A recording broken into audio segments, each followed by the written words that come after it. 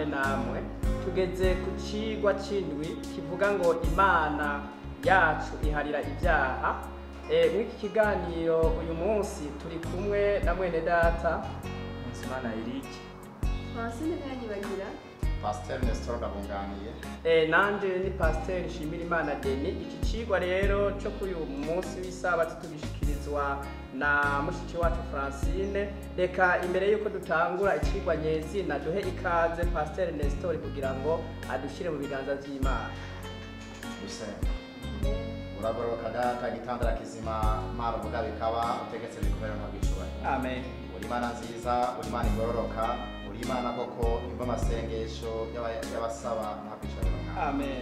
Turakwinginze data buja mbere utangirire ivyigwa ubanze uduharire ikiti cya nakaha utweze ututunganye kugira ngo mwami amajambo tugiye gushikiriza ubwoko bwawe kw'isi yose data natwe atugirire ikimazi uzobukoze mwana. Amen. Turagusabye kandi mpemu wawe yera yorurukire aha hantu turi kugira ngo amajambo yawe tujye kuganira nk'abara yacu ariko data buja bari wewe mwenayo kugira ngo ubwoko bwawe ushe kuyumva kandi ayo majambo yawe ahindura ubwoko bwawe bwose uzobukoze mwana. Amen. Kaze na karibu rero turongore data natwe turi kumwe nawe maze abamarayika baba turinde kugira ngo ntagire ikiti cyacu na kimwe kiza ahantu ariko haboneke icyawe gusa uzobukoze mwana. Amen. Hezagira uwo wese ari ngaha kugira ngo mwami ibyo aza kuvuga ntaba ari byo yigeneye ariko abe tumugeneye mu izina ryawe rya Yesu Kristo.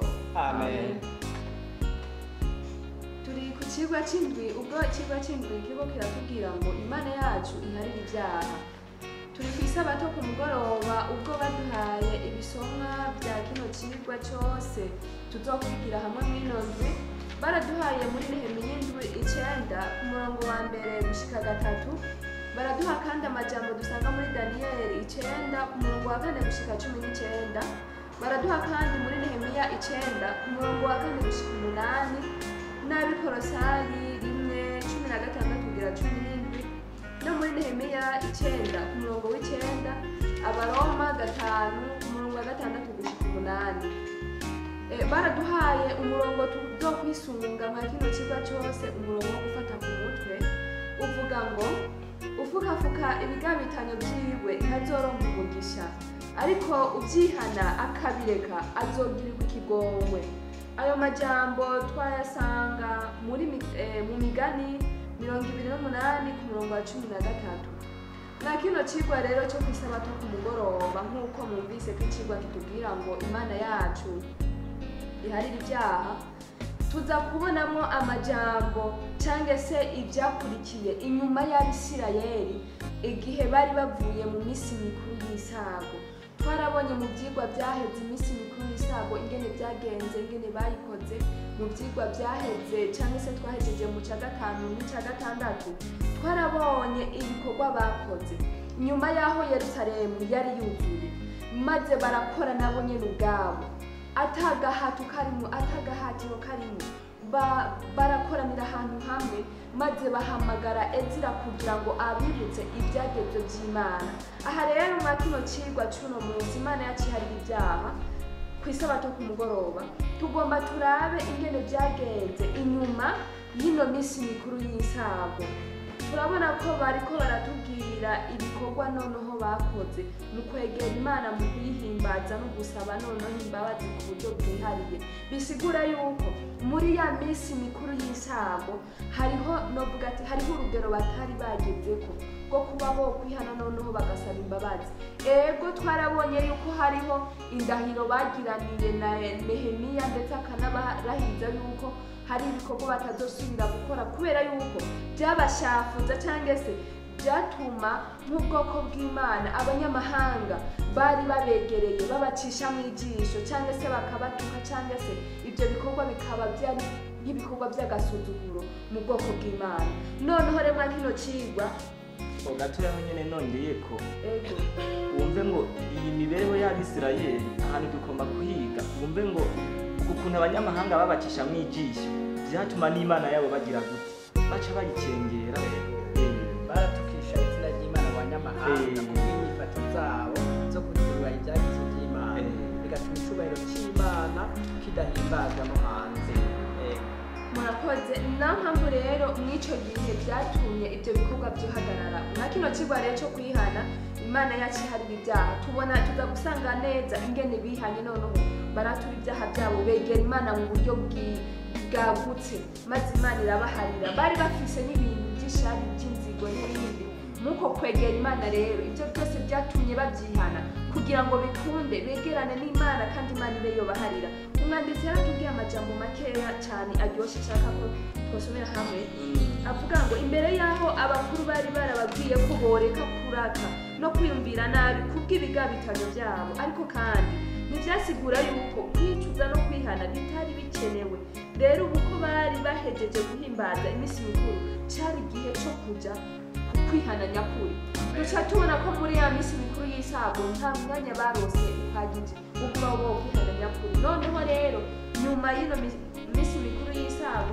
ngo ni igihe rero bari barose cyo kuja mu kwihana nyakuri noneho kuvuye ku mutima akantu nokongera ku gatura ngaho hantu umve ngo ahantu batubwiye ngo ni ukuvuga ngo ubwa mbere bagisomerwa ibyageze nk'uko twabibonye mu kigwa gishize cyo ku kigwa cya gatandatu twabonye ngo by'ukuri bumvise bamenetse imitima noneho baja mu byo kugira gute baja mu byo kurira niho Nehemiya ababwira ati n'iby'ukuri nimureke kurira ni ukuvuga ngo wumve ngo ubwa mbere babanje kwemeza icyaha bumva baragize gute ariko ntibari bwagere ku rugero nyezina rwo kugira gute bwo kwihana icyaha nk'uko tugenda tubona mwa kijya gitabo cy'ibyakozwe n'intumwa igihe intumwa zaba ziriko ziravuga ubutumwa abantu barumva bakoze ku mitima noneho bagataka ati none tugire gute dukora iki ubu rero hari hageze ko babwirwa ngo ubu rero mugomba gukora iki kwihana mu buryo bwuzuye gatoyi ishinga mu bisanzwe kiraryoshe cyane kiravye gisigura ngo imana yacu iharira ibyaha mu bisanzwe akantu agiye gusigura n'akajambo gakomeye cyane bisigura iki urazi mu bwongo gufata mutwe upfukapfuka ibigabitano vyiwe ntavyoronka umugisha bisigura ngo hari abantu baza mu gikorwa c'imana baje gukorera imana mugabo bakihana novuga n'igice kimwe ikindi ukamengo kirabitswe quelque part bisigura ngo rero uyo muntu natihana ngo yirimbure muri we amenye ko icyo cyaha yanyegeje bwira mu mutima kizamubayo nta mugisha ashobora kuronka iyo tubaje ngo cyari igihe cyo kuja mu kwihana nyakuri umwaza kwihana n'ubugingo bwiwe bwose n'amagara yiwe yo uko ari kose akamya ati giye gusabana n'Imana neza kugenda niyejeje kugira ngo nshobore kuronka gusabana n'Imana gukwiye bisaho kandi kugira ngo umuhoro uhuza n'ijuru umere neza nuko utandukana n'iki murakoze ikigo kirakomeye cyane niyo mpamvu nino jambo ry'umuco cyangwa se ryo kwigira hamwe twese muri kuko kavuga ibigabita duca tubona ko Abisirayeli icyatumye bakira noneho bakegerana n'Imana yabo bihagije ibyaha byabo barabyihanye noneho barabyatura ntibarifukafuka bivanye n'ibintu bari baciyemo ndetse babona n'ibihano noneho biba ngombwa yuko bino byaha byabo batabifukafuka kugira ngo bikunde bihane nyakuri kandi uku kwihana nyakuri dushobora tubona noneho ko Imana yabagiye neza hariho amajambo makeya aha umwanditsi yarangije adusomera atubwira ngo ni nk'urutonde tugomba kuraba ingene ukwihana cyangwa se guhimbaza n'icyahe twotangura uwotangura kwihana cyangwa guhimbaza hari icyo byinshi umwanditsi yaranditse avuga ngo itegeko ry'ibyabaye byatanzwe ngaha ntabwo ryasigura yuko kunezererwa no kwihana byama bikorwa muri urwo rutonde eka mbere nta n'ubwo ryasigura yuko bikorwa uhinduye urwo rutonde ugahera inyuma ujya imbere naho twakurikiza urutonde tugatangura kwihana ubwa mbere hagakurikira guhimbaza birashoboka ko guhimbaza Imana mu buzima bwacu byofata ikibanza cya mbere inyuma ya byose batubwiye ko mu Baroma hari amajambo meza cyane akatubwira ngo ukugira neza kw'Imana kudushikana ku kwihana ukugira neza hanyuma ushobora kutwibutsa amashimwe no guhimbaza mu gihe kandi kuzana mu bwenge bwacu icyiyumviro cy'uko dukeneye Imana ngo iduharire itweze maze itureme ubundi bushya duca tubona rero yuko ukwihana ko kwari gukwiye mu bugingo bwacu kugira ngo noneho bikunde twegerane n'Imana na cyane cyane ngo n'amashimwe arakwiye imbere y'Imana kuko hari ibyo Imana yakoreye Abisirayeli natwe hari ibyo Imana idukorera muri kino gihe cyacu. Ni ngombwa rero kandi ni byiza ko twegera Imana mu kwihana kandi tuzanye amashimwe na bino bikorwa Imana idukorera nk'uko bano b'Isirayeli babikoze. Ego Imana yacu nihabwa icubahiro.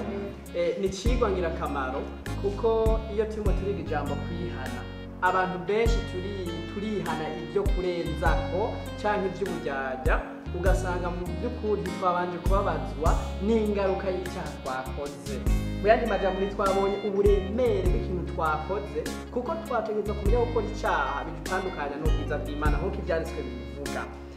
Rero abantu dukwiye kumva ko tubabajwe nuko gutandukana n'Imana hanyuma tukifuza kureba imigenderanire mishasha hamwe n'Imana yacu. Hariho ijambo ariko ngaha nifuza yuko mumpa inyishu kugira ngo n'abarimo baradukurikirana bumve uko bikwiye gukorwa. Bavuze ijambo ngo mu gihe cyo kwihana no kwatura ibyaha.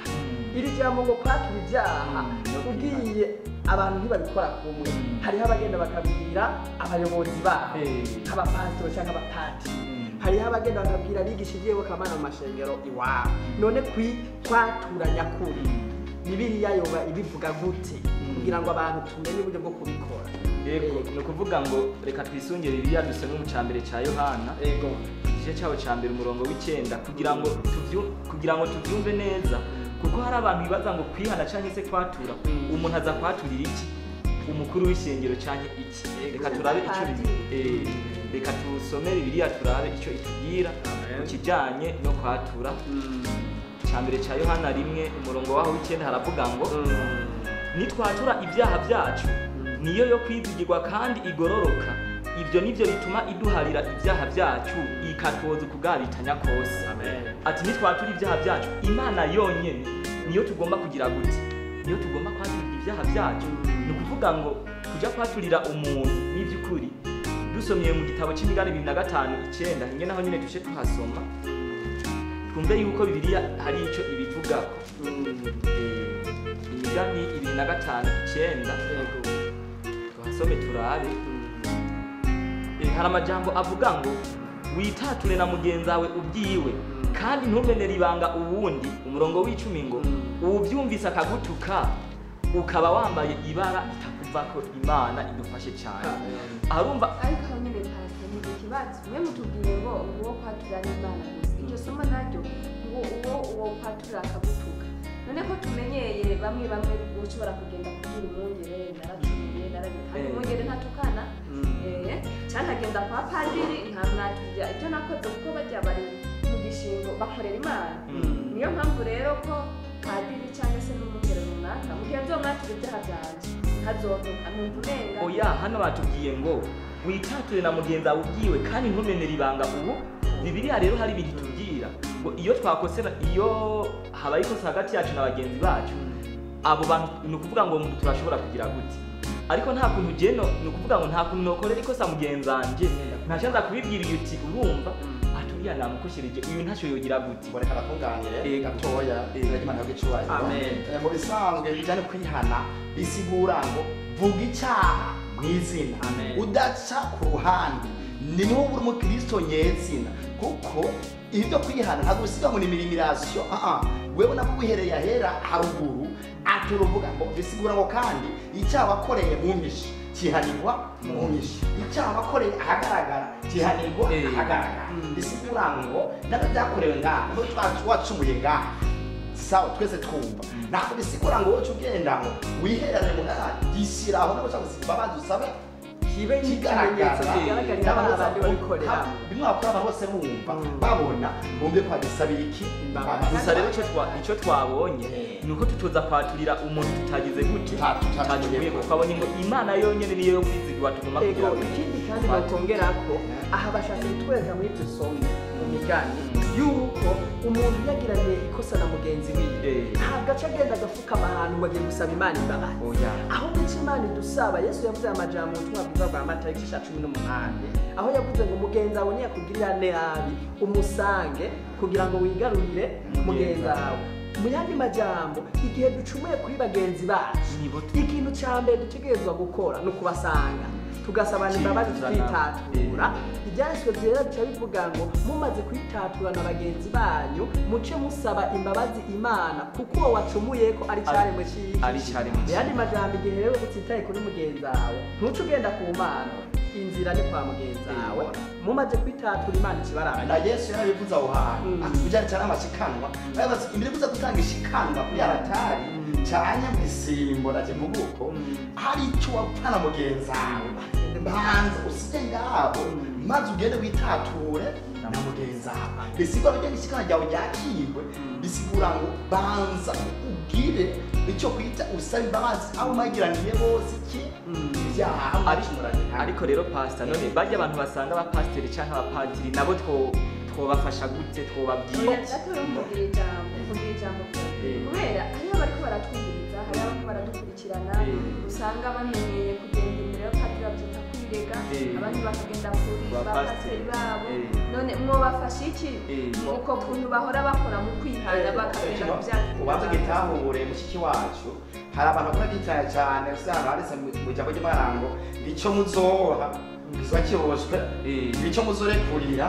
Bashaka kumenya patiri niwe muntu ari afise ububasha bwo kurekurira abari mu isi yose iki rero aho hantu twagira mugabo nikanda ubundi afise inyunganizi. Nagenda babwiye ngo hariho imvugo dutegerezwa kwisunga mbega kahise ibyaha byihanwa gute mu bwoko bw'Abisirayeli.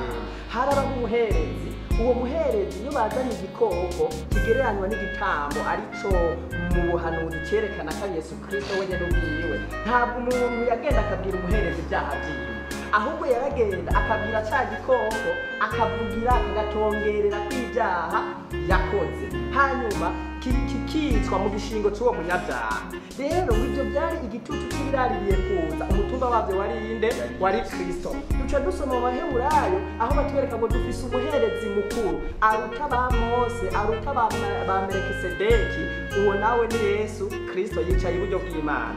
Duca tubona rero mu cete cya mbere cya Yohana igice cya 2, Yohana cyatubwira amajambo avuga ngo bana bato ndabandikiye kugira ngo ntimukore icyaha, ariko nimwakora icyaha dufise umwitsa kuri data wa twese ni Yesu Kristo umugororotsi, uwo niwe muhongano y'ibyaha byacu. Mu yandi majambo umuntu akoze icyaha ntakibwira cya gikoko, ahubwo twaronse umuherezi yitangira ibyaha byacu byose ni Yesu Kristo. Rero mushiki wacu abaja kubwira abapatiri cyangwa abapastori bagwa mu ikosa ridasanzwe, baba bakengereye ikimazi Yesu yadutangiye, niwe muherezi mukuru duca. Murakoze cyane ku ndangizi zanyu musanze mwakino kiba. Rero tubonye ko Imana yacu hari ibyaha, n'umwanya tumaze turiko turasesangura bino byanditswe tubonye yuko Imana yacu yonyene kariyo dukwiye gushyikira mu gihe twacumuye nk'uko bano Bisirayeli babikoze, kugira ngo tuyisange mu kwihana kandi tukatura iyo Mana nyene. Muri ibyo byose bizoduha cyangwa se bizotuma noneho tubona igikorwa cyiza cy'Imana mu kuduharira maze bidutere kwihimbaza. Mu camake kwa kino cigwa cyo kwisabato ku mugoroba, Imana yacu iharira ibyaha, n'aya majambo cyariko kiratwigisha kinadukebura mu izina rya Yesu. Amen. Reka dukengurukire mwebwe bene data ingene mufashe mu kiganiro, kongere kandi dushimire abarimo baradutegabira. Imana ibahumugisha. Ariko mu kurangiza dusabe mwene data kugira ngo turangize n'isengesho. Dusenge. Amen. Uwiteka Mana uhoraho, Mana ugira neza, mu izina rya Yesu Kristo muhabucyubahiro. Amen. Tubanje gupfukamira, tubanje kuza imbere dusaba imbabazi n'ikigongo, kundi duharira ibyaha byacu uzobugize neza. Amen. Hama amajambo duhejeje kuva muri iki cigwa uyacengeze mu bwenge bwacu, atwigishe kandi atubature tuve mu ngoyi z'icaha n'urupfu, kandi abo bose bayumvise data mwiza bagire kububasha mu izina rya Yesu Kristo. Amen.